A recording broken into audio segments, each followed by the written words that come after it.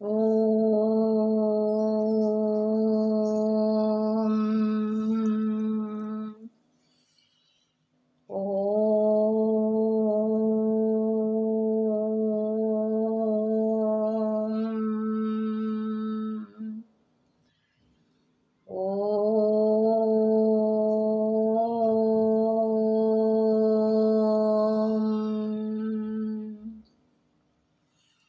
శుక్లాంబరధరం విష్ణుం శశివర్ణం చతుర్భుజం ప్రసన్నవదనం ధ్యాయేత్ సర్వవిఘ్నోపశాంతయే.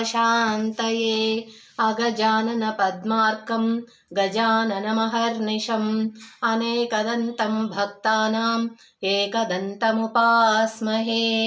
ఓం గురుర్బ్రహ్మా గురుర్విష్ణు గురుర్దేవో మహేశ్వరః గురుః సాక్షాత్ పరబ్రహ్మ తస్మై శ్రీ గురవే నమః. ఓం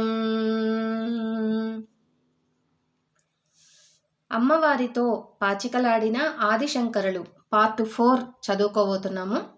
నీ లలితా సహస్రనామంలోని కొన్ని నామాలు, వాటి అర్థాలు ఆలోచిస్తూ ఈ క్షణాలకు ఒక అద్భుతమైన పవిత్రత, ప్రయోజకత కూడా చేకూర్చుకుంటాను. నీ నామాలు పలుకుతూనే ఆటాడుతాను. అభ్యంతరమా తల్లి? అలాగని ఆటలో ఏమరపాటు చూపను అన్నాడు భక్తితో. సాక్షాత్తు గురురూపినివైన నీవు తోపింపచేసే అర్థాలతో ఆ స్తోత్రము మరింత మహత్వపూర్ణమవుతుంది అన్నాడు భక్తితో. పాచికలు చేతబట్టుకొని నమస్కరిస్తూ తన్మయురాలైంది ఆ తల్లి. సంఖ్యాశాస్త్రం ప్రకారము పావులు కదులుతున్నాయి. సంఖ్యలకు అక్షరాలకు అవినాభావ సంబంధమున్నది. అమ్మవారికి ఆటలో ఆసక్తి హెచ్చినది. ఇరువురి పావులు న్యాయబద్ధంగా కదులుతున్నాయి. తాటంక యుగలీభూత తపనోడుప మండల అన్నట్టు అమ్మవారు అతని న్యాయమైన ఆటకు తలపంకిస్తోంది.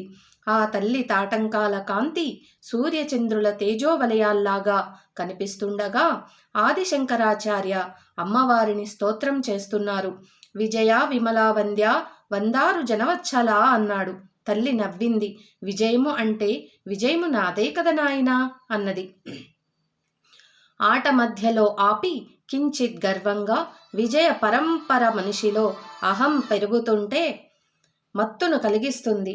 సృష్టి స్థితి లయాలను నేను నిర్వహించగలనన్న గర్వముతో ఉన్న ఆ తల్లి నయనాలలో, చూపులలో ఎరుపుదనం, అహం కనిపించాయి. విజయము నాది అయినా నీది అయినా రెండూ ఒకటే తల్లి. నీలో నుండి నేను ఉద్భవించాను. నాలో నీవున్నావు. ఒక నాణానికి బొమ్మ బొరుసులాగా జీవుడు దేవుడు ఉన్నారనుకుంటే ఎంత ఆనందంగా ఉంటుందమ్మా. విజయపు అంచుకు చేరుకున్న వ్యక్తి లిప్తపాటులో అపజయాన్ని చవిచూస్తాడు. విజయలక్ష్మి చివరి క్షణంలో ఎవరిని ఉద్ధరిస్తుందో అదే విజయ రహస్యము. అందుకే నీవు గుప్త యోగినివి, గుప్తతర యోగినివి. ఆ గోప్యాన్ని తెలుసుకోగలిగిన వారికి విజయమైన పరాజయమైన ఒకటే కదమ్మా. పరాజయము నీ శక్తి స్వరూపమే. ఆ పరాజయము ఎంతటి నిరాశను ఇస్తుందో అంతటి పట్టుదలను ప్రసాదిస్తుంది. ఆ పరాజయం ద్వారా పొందిన అవమానము, దైన్యము దైవము పాదాలను పట్టుకొనేలా చేస్తుంది. ఇది మాత్రం విజయం కాదా తల్లి అన్నాడు ఆదిశంకరాచార్య భక్తి పారవస్యంతో అమ్మవారికి మొక్కుతూ. అమ్మవారు దిగ్భ్రాంతి చెందినది. గెలుపు ఓటములు ద్వంద్వాలు సర్వం ఒకటిగా చూడగల దివ్య అద్వైత స్థితికి చేరుకున్న ఈ యువకుడు కారణ జన్ముడు. సర్వము బోధించగల సమర్థ గురువుగా రూపొందుతాడు భవిష్యత్తులో. లోపల అనుకోబోయిన అమ్మవారు వాత్సల్యం పెళ్ళుబుకిరాగా పైకి అనేసింది. నాయనా, నీ ప్రతి అక్షరం ఒక కవిత్వమై, ఆ ప్రతి కవిత స్తోత్రమై, ఆ స్తోత్రం ప్రతీది శృతి సమ్మతమై, వేదమై, వేదవాణి అయి అలరారుగాక. నీవు వేసే పందెం నీవు వేయి. ఇద్దరి పావుల్ని న్యాయబద్ధంగా నేను కదుపుతాను. ఆ సుందరేశ్వరిని సాక్షిగా నేను కపటం మోసం చేయను. గెలుపు ఓటములు జగన్మాతవైన నీ ఆధీనం కద తల్లి అని అన్నాడు ఆదిశంకరాచార్యులు.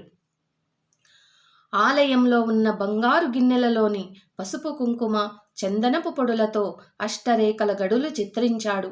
అమ్మవారి పాదాల వద్ద ఉన్న పుష్పాలను తన పావులుగాను, అమ్మవారి అలంకరణ సామగ్రిలోని మంచి ముత్యాలను అమ్మవారి పావులుగాను సిద్ధం చేశాడు. జగన్మాత సంతోషించినది. దివ్య పాచికలను సృష్టించింది. ఆ యువకునితో ఆట పూర్తయ్యేంత వరకు నీ కోరిక మేరకు నేను నా స్థానంలో కూర్చుంటాను అంటూ గర్భగుడిలోనికి వెనక్కి నడిచింది. ఆ సమయంలో సర్వచరాచర కోటికి తల్లి అయిన ఆమెలో యువక యోగీశ్వరుని పైన మాతృమమత పెళ్ళుబుకింది. ఎంత చిన్నక కోరిక కోరాడీ డింబకుడు, ఓడించకూడదు అనే జాలి కూడా కలిగినది. పీఠం మీద ఆసీనురాలైన మరుక్షణంలో ఆమెకు ఇందాక ఉన్న తామసభావం మాయమై నిర్మలత్వం వచ్చేసింది. ఆదిశంకరులు ఆమెలో కోరుకున్న మొదటి మార్పు ఇదే. తన స్తోత్రశక్తితో అది సాధించాడాయన. మనసులో సుందరేశ్వరునికి మొక్కాడు. పరమశివ, జగన్మాతతో ఆడుతున్న ఆట పర్యవసానం లోక కళ్యాణముగా మారేటట్లు అనుగ్రహించు. గెలుపు ఓటములు రెండూ నీ దృష్టిలో సమానమైనవి. నీవు నిర్వికారమూర్తివి. ఈ ప్రాణికోటి హింస అమ్మవారి తామస శక్తికి అన్నది ఆగాలి. అది ఆమె మాతృత్వానికే కలంకం. ఇది అర్థం చేసుకొని నీవు సాక్షిభూతినిగా ఉండి ఈ ఆట నడిపించు అని మనసారా ప్రార్థించారు. వెంటనే అతని హృదయానికి చందన శీతల స్పర్శ లాంటి అనుభూతి కలిగినది. అది ఈశ్వర కటాక్షం అని అర్థమైనది. ధన్యుడిని తల్లి, ధన్యుడిని. నా ప్రతి స్తోత్రంలో నీవు నీ శక్తి అంతర్లీనమై నిలిస్తే చాలు. ఆ బ్రహ్మకీట జనని ఈ క్షణంలో నిర్వాణ షట్కము అనే కవిత నాలో శ్లోక రూపంలో పెళ్ళుబుకి వస్తోంది. నీ ఆశీస్సులతో అది కవిత్వముగా నా హృదయములో రూపుదిద్దుకుంటున్నది అంటూనే నిర్వాణ షట్కంలోని 5 శ్లోకాలు అసువుగా చెప్పేశాడు. ఆ అహం నిర్వికల్పో నిరాకార రూపో విభుత్వాచ్చ సర్వత్రా సర్వేంద్రియాణి నత్యాసంగతం నైవ ముక్తిర్న బంధం చిదానందరూపం శివోహం శివోహం. రాచనగరులో తెల్లవారుజాము అయినందుకు గుర్తుగా మేలుకొలుపు నగారా మ్రోగుతున్నది. అమ్మవారు త్రుళ్ళిపడింది. ఈ యువకయోగి మధుర వాక్కులలో కాలం ఆగిపోయినది, కాలం ఒదిగిపోయినది. సశేషం. ఓం శ్రీమాత్రే నమః. ఓం నమః శివాయ. ఓం శ్రీ గురుభ్యో నమః. విన్నారు కదా అమ్మవారు ఎంత చక్కగా ఆదిశంకరాచార్యుల వారితో పాచికలాడుతున్న విధానం. ఆయన అమ్మవారిని మైమర్పించే మాటలతో, పద్యాలతో, శ్లోకాలతో, స్తోత్రాలతో అమ్మను శాంతి స్వరూపినిగా మార్చి ఎలా అయితే ఏమి లోపల ఆమె స్థానం పీఠం మీద కూర్చునేటట్లు చేయగలిగారు. అయితే రేపు ఆ ఆటలో గెలుపు ఎవరిది, ఆ గెలుపు తర్వాత ఎవరు ఎలా మాట్లాడుకున్నారు అనేది 5వ పార్ట్లో చూద్దాం. ఓం నమః శివాయ. రేపు అనగా 26/11/2025 రోజున సుబ్రహ్మణ్య షష్ఠి. కాబట్టి సుబ్రహ్మణ్య షష్ఠి అనగా ఏంటి, సుబ్రహ్మణ్య షష్ఠి రోజున ఏం చేయాలి అనే దాని గురించి ఇప్పుడు తెలుసుకుందాం. శివుని 2వ కుమారుడైన సుబ్రహ్మణ్య స్వామియే కుమారస్వామి. కార్తికేయుడు, స్కందుడు, షణ్ముఖుడు, మురుగన్, గుహుడు అనే మొదలగు పేర్లతో పిలువబడుతున్నాడు. మార్గశిర శుద్ధ షష్ఠిని సుబ్రహ్మణ్య షష్ఠి అని అంటారు. దీనినే చంపా షష్ఠి, ప్రచార షష్ఠి, సుబ్బరాయుడు షష్ఠి, తమిళులు దీనిని స్కంద షష్ఠి అని అంటారు. దేవేంద్రుడు మార్గశిర శుద్ధ షష్ఠి నాడు దేవసేనతో సుబ్రహ్మణ్య స్వామి వారికి అత్యంత వైభవంగా వివాహం జరిపించిన రోజునే శ్రీ సుబ్రహ్మణ్య షష్ఠిగా వ్యవహరిస్తారు. కుమారస్వామి మాతృగర్భము నుండి పుట్టినవాడు కాదు. కథాక్రమంలో పుత్రుడిగా పార్వతీ పరమేశ్వరులు స్వీకరించారు. ఈ విషయం మహాభారతం అరణ్య పర్వంలో కనపడుతుంది. పూర్వం 3 లోకాలను భయభ్రాంతులచే పీడిస్తున్న తారకాసురుడు అనే రాక్షసుని బారి నుండి రక్షణ పొందుటకై దేవతలు బ్రహ్మదేవుణ్ణి శరణు వేడారు. అప్పుడు ఆ బ్రహ్మవారికి ఒక సూచన చేశాడు. ఆ తారకాసురుడు అమిత తపోబల సంపన్నుడు, బలశాలి కావున చంపటం మన తరం కాదు అని, ఈశ్వర తేజాంశ సంభూని వల్లనే వీడికి మరణం ఉంటుంది అని చెప్పాడు.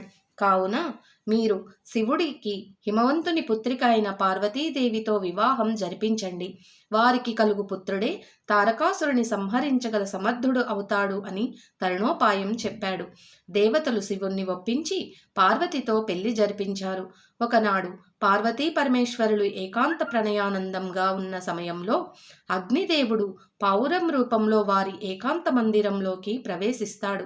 అది గమనించిన పరమశివుడు తన దివ్య తేజస్సును ఆ అగ్నిహోత్రునిలోనికి ప్రవేశపెడతాడు. దానిని భరించలేక ఆ దివ్య తేజమును గంగా నదిలో విడిచిపెడతాడు. ఆ తేజం ఆ సమయమునందు ఆ నదిలో స్నానమాడుచున్న షట్కృతికల దేవతల గర్భాన ప్రవేశిస్తుంది.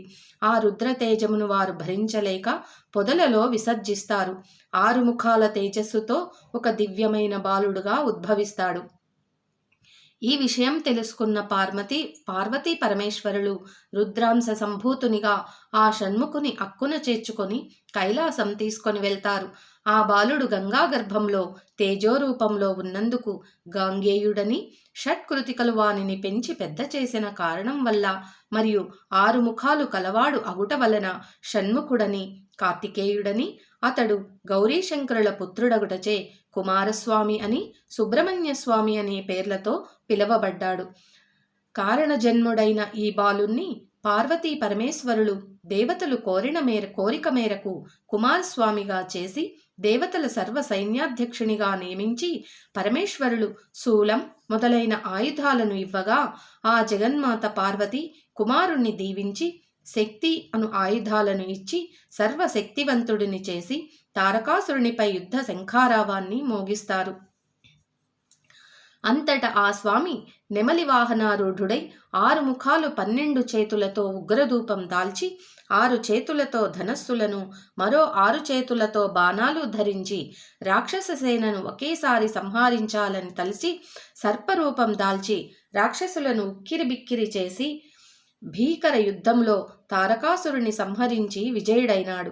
సర్వశక్తి స్వరూపుడైన ఈ స్వామికి దేవేంద్రుడు దేవసేనతో వివాహం జరిపించిన ఈ రోజును శ్రీ సుబ్రహ్మణ్య షష్ఠిగా పిలుచుకుంటున్నాము.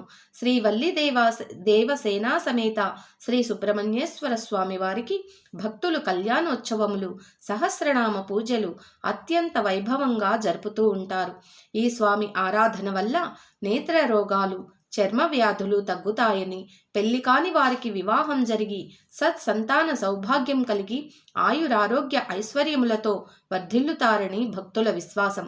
అలా సంతానం కలిగిన వారు శ్రీ స్వామివారి సహస్రనామాలలో ఇష్టమైన పేరును వారి బిడ్డలకు పెట్టుకుంటారు.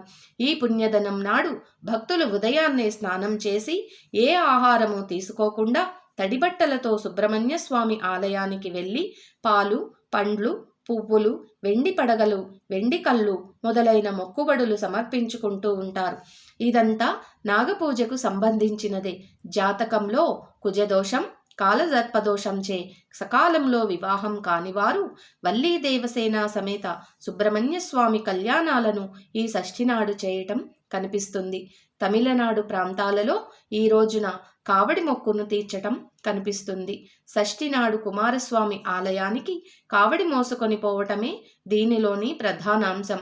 ఈ కావడిలో ఉండే కుండలను పంచదారతోనూ పాలతోనూ నింపుతారు.